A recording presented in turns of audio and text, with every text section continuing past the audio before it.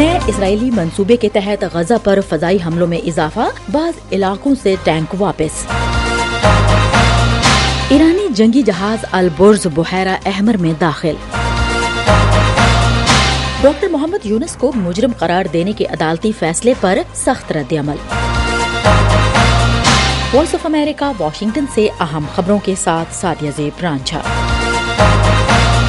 اسرائیل نے حماس کے خلاف جاری جنگ کے نئے منصوبے کے اعلان کے بعد پیر اور منگل کی درمیانی شب جنوبی غزہ پر فضائی حملوں میں اضافہ کر دیا ہے، جبکہ کچھ علاقوں سے فلسطینیوں نے آبادی سے ٹینکوں کی واپسی کی اطلاعات دی ہیں۔ اسرائیل نے پیر کو غزہ میں لڑائی میں ایک نئے مرحلے کا اشارہ دیا تھا۔ اسرائیلی حکام نے کہا تھا کہ فوج اس ماہ محصور علاقے سے اہلکار نکالے گی اور مزید مقامی کارروائیوں کے ایک ماہ طویل مرحلے کی جانب منتقل ہو جائے گی۔ خبرساں ادارے رائٹرز نے ایک امریکی اہلکار کے حوالے سے رپورٹ کیا کہ واشنگٹن سمجھتا ہے کہ اسرائیلی منصوبہ شمالی غزہ میں بتدریج کم شدت کے آپریشن کا عکاس ہے۔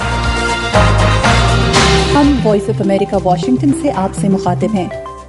ایران کا جنگی بحری جہاز البرز بحیرہ احمر کے پانیوں میں داخل ہو گیا ہے۔ ایران کی نیم سرکاری خبرساں ایجنسی تسنیم نے پیر کے روز اپنی ایک رپورٹ میں بتایا کہ یہ پیش رفت ایک ایسے موقع پر ہوئی ہے جب اسرائیل اور حماس جنگ کے تناظر میں تہران کی اتحادی فورسز کے خطے کی آبی گزرگاہوں پر سفر کرنے والے تجارتی بحری جہازوں پر حملوں میں اضافے سے کشیدگی بڑھ رہی ہے۔ تسنیم کی رپورٹ میں البرز کے مشن کے بارے میں کچھ نہیں بتایا گیا، لیکن یہ کہا گیا ہے کہ ایرانی بحری جنگی جہاز 2009 سے جہاز رانی کے راستوں کو محفوظ بنانے، بحری قزاقی کی روک تھام اور دیگر کاموں کی انجام دہی کے لیے کھلے پانیوں میں خدمات سر انجام دے رہا ہے۔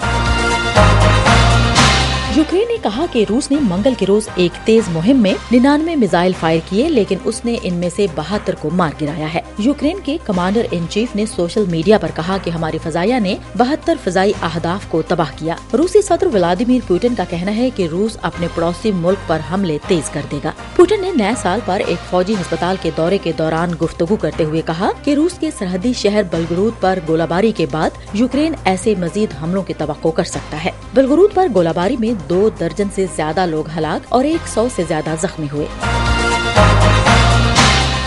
بنگلہ دیش کی ایک عدالت نے پیر کو نوبیل انعام یافتہ ڈاکٹر محمد یونس کو لیبر قوانین کی خلاف ورزی پر 6 ماہ قید کی سزا سنائی ہے۔ تاہم اس سزا پر فوری طور پر عمل نہیں ہو رہا کیونکہ عدالت نے محمد یونس اور ان کی کمپنی کے 3 اور عہدیداروں کی ضمانت منظور کر لی ہے اور انہیں اپیل دائر کرنے کے لیے 1 ماہ کا وقت دیا ہے۔ 83 سالہ محمد یونس اور ان کے گرامین بینک نے لاکھوں لوگوں کو غربت سے نکالنے کے لیے 2006 کا امن انعام حاصل کیا تھا۔ وہ بنگلہ دیش کے غریب شہریوں کو $100 سے کم کے چھوٹے قرضے دے رہے تھے، جسے مائکرو کریڈٹ کے نام سے جانا جاتا ہے۔ تاہم وزیراعظم شیخ حسینہ نے ان پر غریبوں کا خون چوسنے کا الزام عائد کیا۔ اس فیصلے پر ملک میں سخت رد عمل سامنے آیا ہے اور سول سوسائٹی کے ارکان اس بارے میں حیرت کا اظہار کر رہے ہیں، جسے انہوں نے سلیکٹو جسٹس قرار دیا ہے۔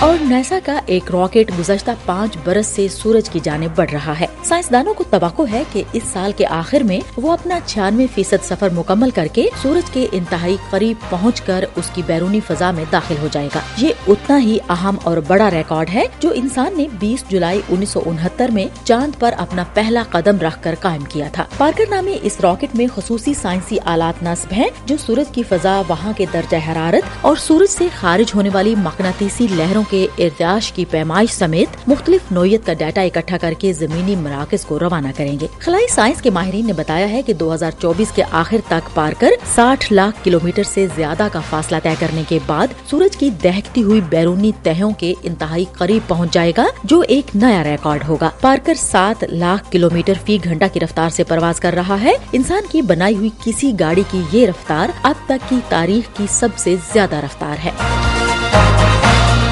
اس کے ساتھ ہی اہم خبروں کا یہ بلیٹن اب ختم ہوتا ہے۔ سعدیہ زیب رانجھا اور ایڈیٹر بہجت جیلانی کو اجازت دیجیے۔